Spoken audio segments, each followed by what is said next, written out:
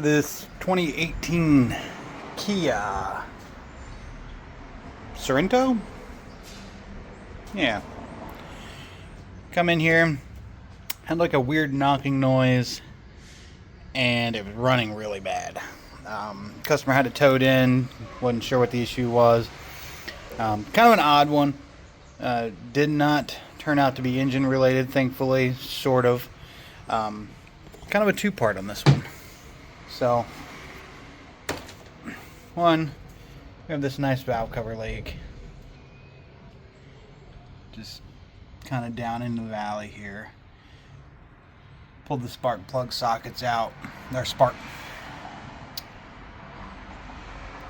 Pulled the spark plugs out, checked them out, and the spark plugs are in pretty rough shape. I do believe those are the original plugs in it.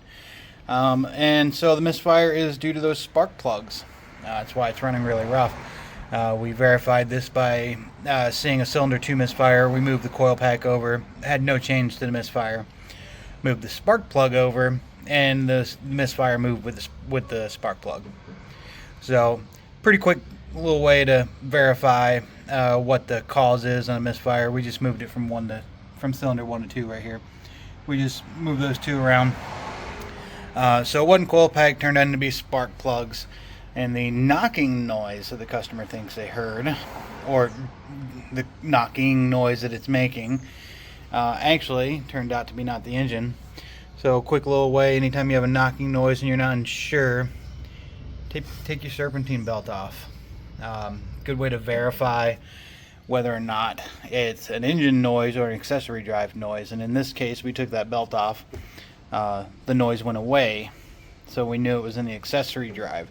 On this particular car, that belt down there, it runs the alternator right there, and below it, way down there, is the AC compressor. And so once we put the belt back on it and put a stethoscope to it, we confirm the noise is coming from that AC compressor. So this guy's going to be getting spark plugs, valve cover gasket, and an AC compressor on it. Of course, to get the warranty with the AC compressor, you got to replace the filter dryer and the expansion valve. And the expansion valve is that little guy right there in the back of the firewall. And filter dryer is in the bottom of the condenser.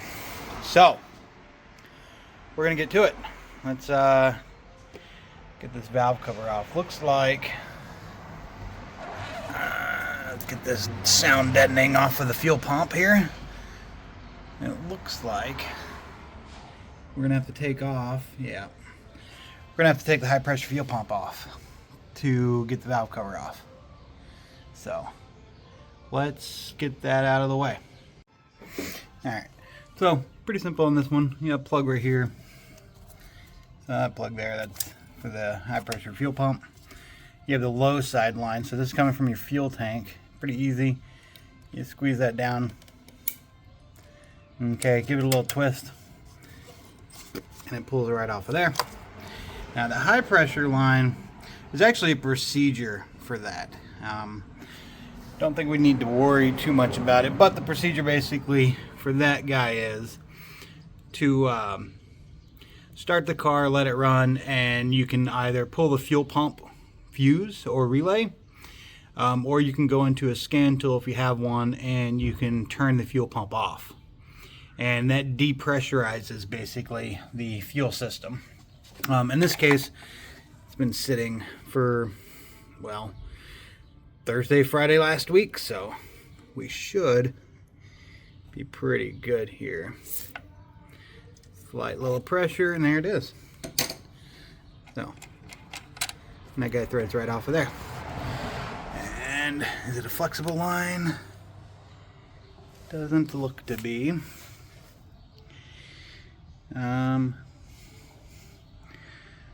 We'll need to figure out where the holder is for that. Yeah, solid hard line. So we'll need to figure out where the holder is for that so we can get the other end of that line off, because it's held in there pretty good. So let me figure out where the other end is and get it off. Alright, now we got to get the tube out of the way. Down there, right there, the clamp for that line. So now that clamp's out of the way, we got enough room we can move it back and get the pump off.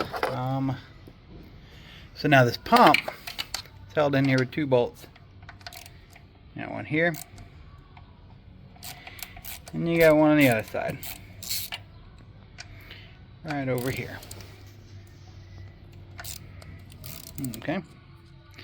Now, what you got to look out for is that sits on the camshaft with a roller, and it is spring loaded. So see, as I undo it, it's kind of popping up.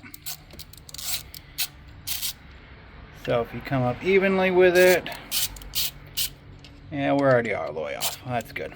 So when going back in, if you start at the top of that cam shaft, it could actually pick that pump up too high for you to get the bolts started, and then a lot of people, they would just try and, you know, start the bolts. Problem with that is if you start the bolts when it's not touching all the way down and you're barely grabbing a few threads, you can rip the threads out. Mind you, that's aluminum. It's an aluminum head. Everything's aluminum down here. So you mess some threads up, you're gonna have a bad day. So easy way to do it: rotate the camshaft rotate the crankshaft if the camshaft lobe is up. So bring it to where it's down. That looks like it's down because we are no longer on any of those, and we just barely have a gap. Had that been up, we'd have a bigger gap than that. So let's get that out of there and keep going. All right, so let me grab a light for you. Down there is that cup. It's got a roller on the end of it, and that's the spring that sits in there. So that's that spring. If that cup was in the up position, that spring would be compressed. So that is what we're talking about when we have it. So the camshaft is what drives that high pressure fuel pump, and then you have a fuel pump in the fuel tank, and that's what runs this over here. So you get low pressure side, high pressure side. All right. So now we have that out. Coil pack's coming out. These bolts right here. A lot of these cars, 10 millimeter, pretty much take apart half the car. Everything here is just about 10 millimeter. So once you get that bolt out, these coil packs just slide right up. Give you a nice little sound. There you go.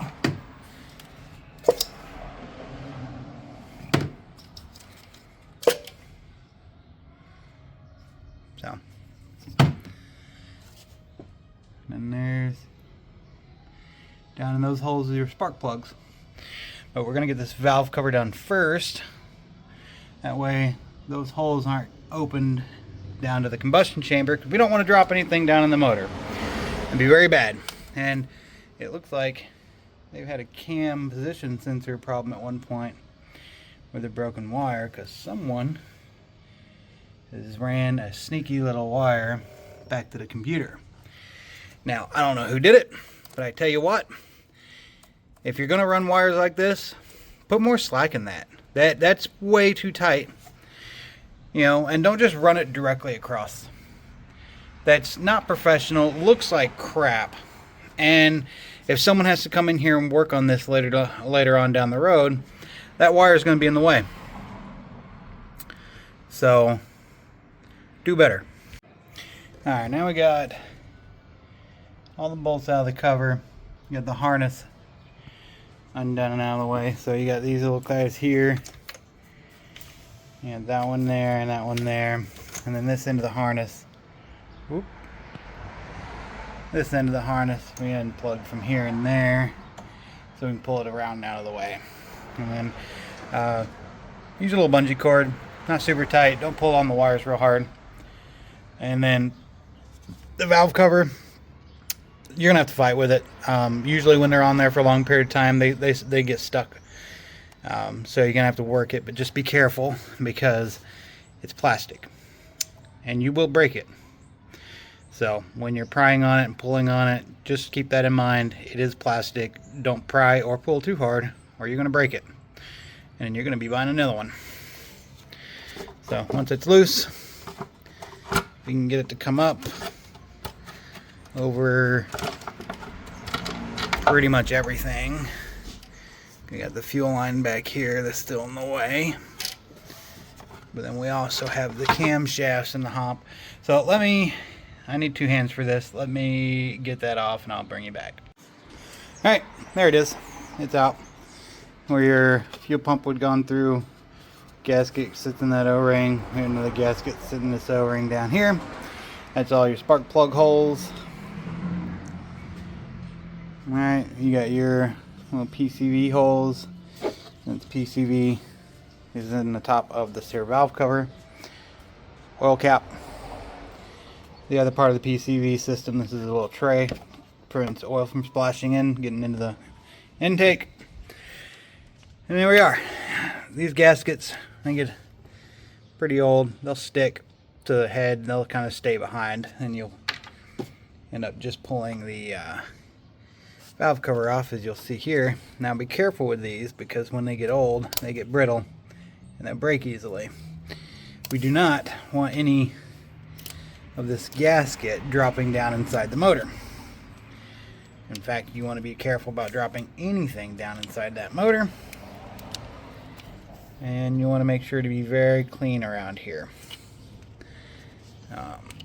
Is it the end of the world if you drop something down there? Not necessarily. I guess it really just depends on what you drop. But best practice to keep it clean. You don't want anything going down in the motor that's not supposed to be there. So we'll spend a little bit of time. We'll clean this up. You'll see right down over here in the corners, right? They put silicone in the corners. Now, that is actually required, and you need to do it for the corners where basically that's going to be your common oil leaks. Anywhere else on here, you're not to use silicone. It is not your friend. It's not helping you. You're not going to smooth all over the place. Don't put it all over the gasket. When there's a surface for the gasket, you just have a gasket. Except for in the corners, like this. Or when you have a mating surface, so if this had a timing cover surface where the timing cover meets the head and the valve cover overlaps it, you'll see a little crack.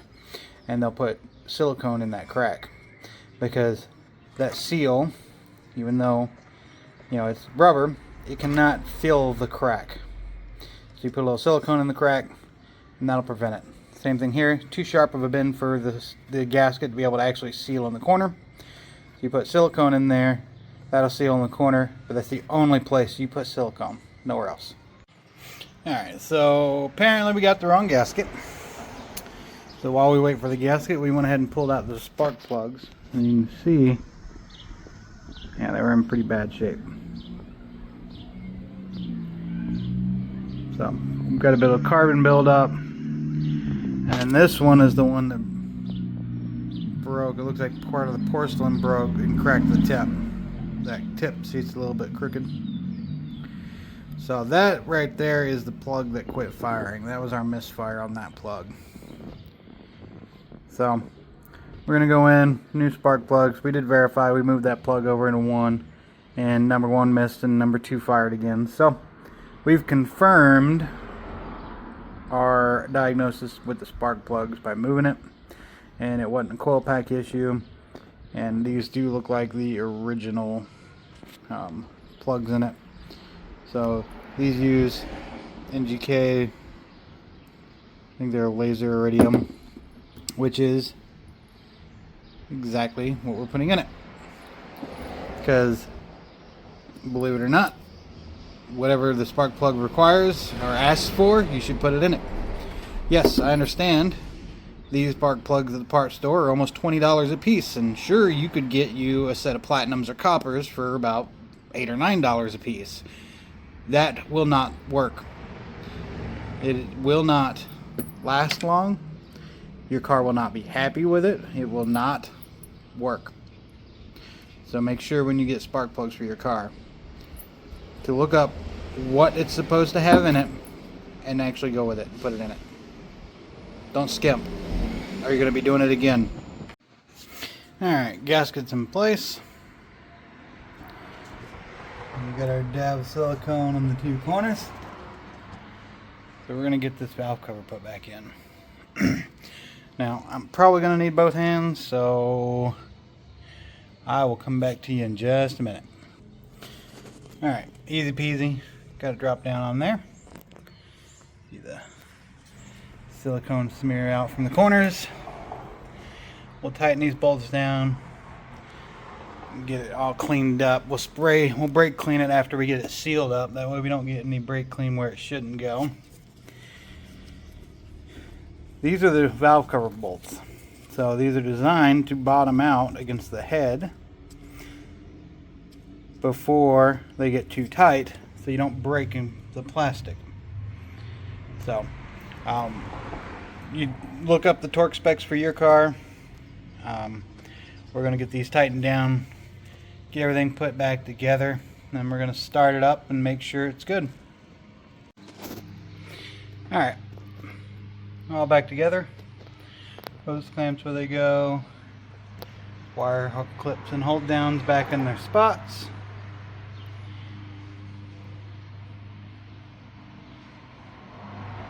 Alright,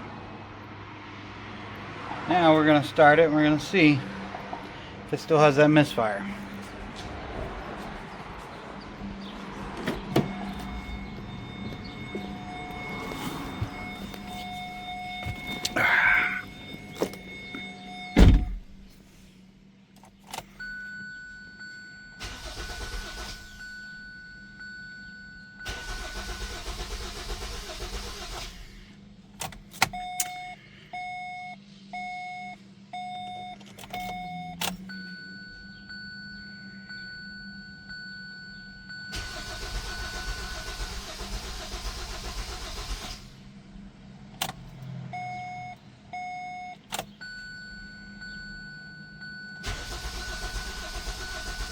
Uh-oh.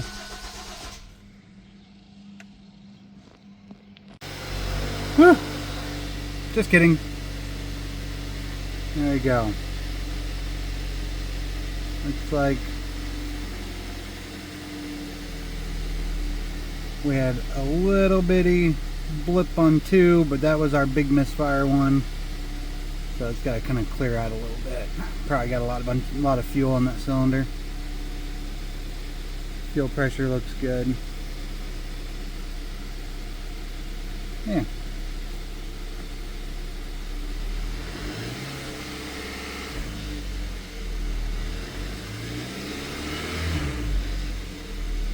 Perfect.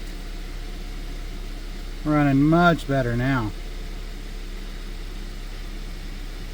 Much better.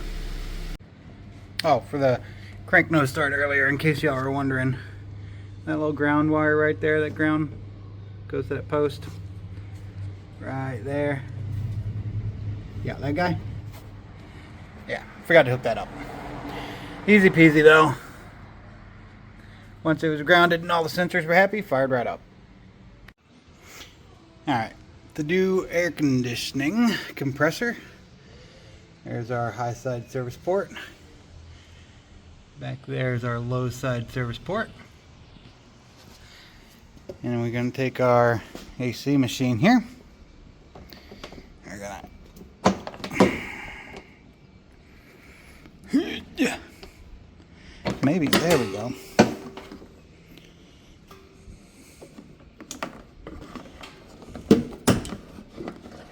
Take our hoses. So your red hose is your high side, your blue is your low. It's just going to come up here. Give it a squeeze. Locks right on. Spin this little guy in. Okay. Same with the low side. But us short people need a hand, because I can't reach back there. Oh goodness. Reach. And turn that in. Just like that. You don't need to reef on them. Just turn them in a little bit. Okay. On here, you know, we're reading pressure.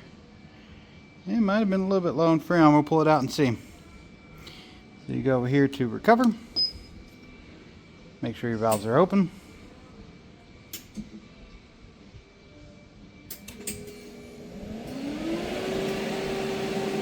And then the machine's just going to pull it down.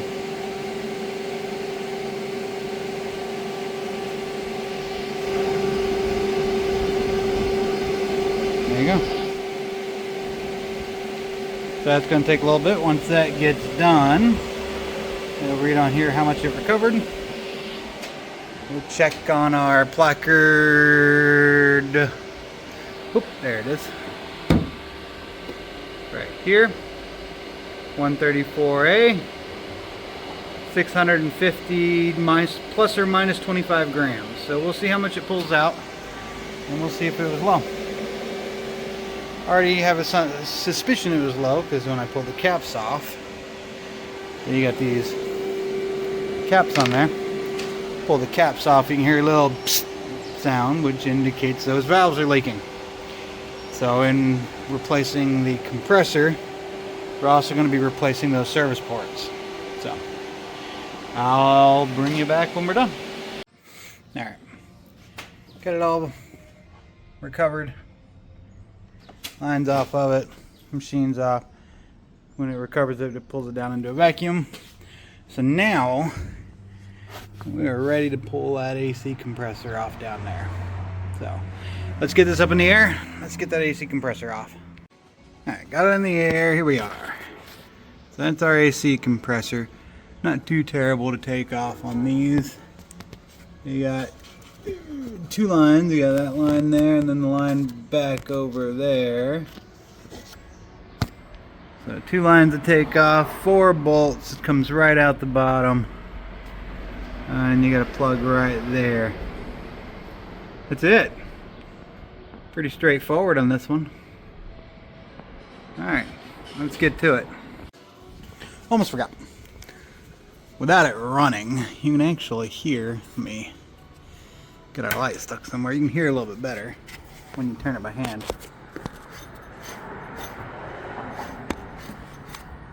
I don't know if you can hear it. I can hear it.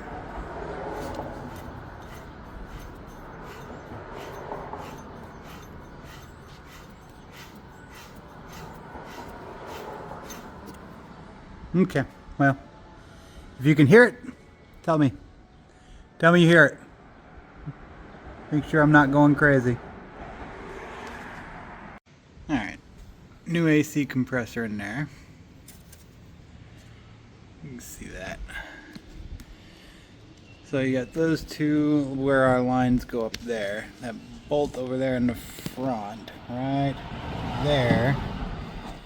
That's where you're going to add oil to it if you need to add oil. Now this comes with 3 ounces in it.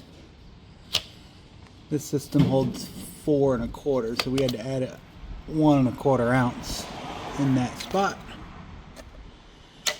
And now we got to put our lines on. Just make sure that when you do, you replace your O-rings. So we've already replaced those O-rings. We just got to get those lines on there, and then we're good to go. We can get a belt thrown on it, and compressor is installed. Alright, last but not least is the expansion valve back there. We'll get that changed out. We got the new expansion valve, new O-rings. Always replace the O-rings. We'll get that put in there, and then we should be ready to put refrigerant in it. Make sure everything works and make sure the air conditioner gets nice and cold. Alright, so we got them out. This is going to be our new one. Okay. So this is where it goes into the firewall. This is where our lines hook into it. This is here's our old one.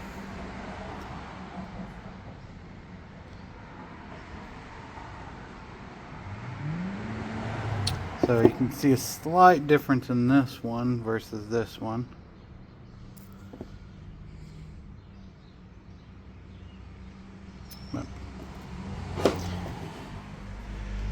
It goes right back there. We'll replace all of our O-rings, get it installed, and then we actually do need to replace the service ports here and there as well. And then we should be good to go. Alright, Suspension valve changed. Service valves changed. We are now hooked back up. So what we're going to do is we're going to put it into a vacuum. What the vacuum's going to do, see, it's going to pull us down. Vacuum's going to do a couple things. It's going to bring the system into a vacuum, which brings the boiling point up for moisture. So that way we can boil out any moisture that's in the system. So there's moisture in the air, so when you open up a line, you get moisture. 2, it's also going to help us in making sure that we don't have any leaks. So we're going to bring it down into a vacuum, and then we're going to turn the vacuum off, and we're going to watch and see if that goes up any. If it doesn't go up, then we should be good to put Freon in it, refrigerant in it, and then this one would be ready to start up, make sure the air conditioner is cold, and be ready for the customer to pick up here real soon. Alright, we've had it on vacuum for a little bit now, or off of vacuum, and we haven't lost any of it. So now we can charge it. So it's 650 grams. So what you do, we're going to come in here and press charge. We're going to put it in as it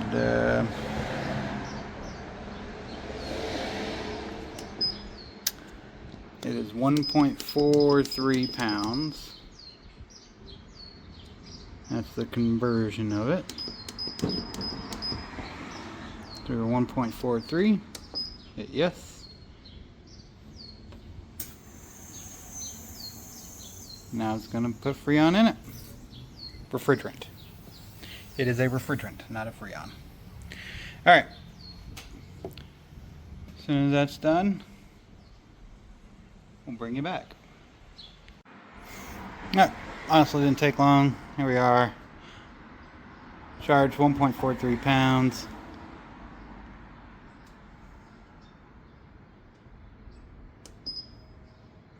Disconnect the high side hose. And we'll be here.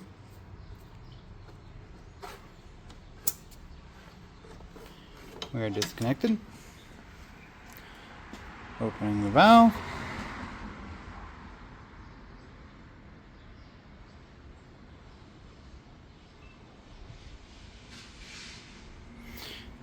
We don't have the belt yet. We ordered a new one, waiting on it to show up, so we'll do that later.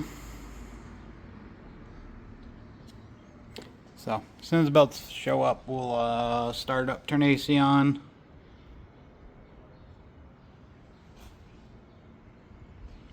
Yeah, we'll be good to go.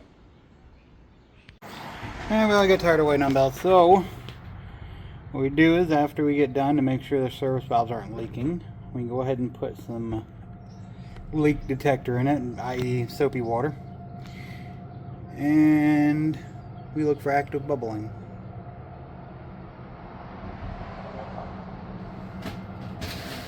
That one looks pretty good. Come back here and we check this one for active bubbling.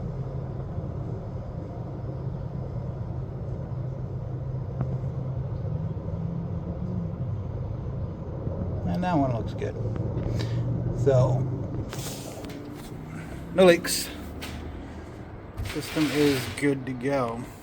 So, as soon as that belt shows up, we can start it. Well, get the belt on it, then start it, and we can make sure that the air works and there's no more noise coming from down there. And this one will be ready to hit the road. Bring you back once we get that belt. Alright.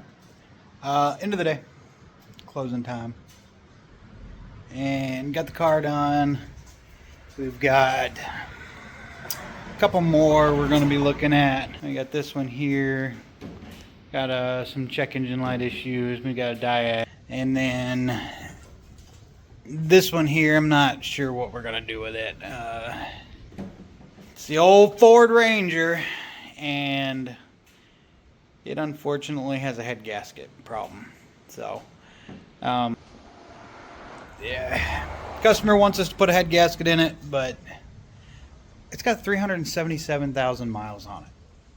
It's a lot. It's a lot. If we put a head gasket in it, oh man, it very well could end up needing a whole motor by the time we're done. So, if you liked the video, give it a thumbs up. Subscribe to the channel if you want. And if you have any suggestions on where you would like to see the videos go, or what you'd like to see more of, or if you would like to go more in depth, or any of that, comment below. Let me know. Thanks. Peace.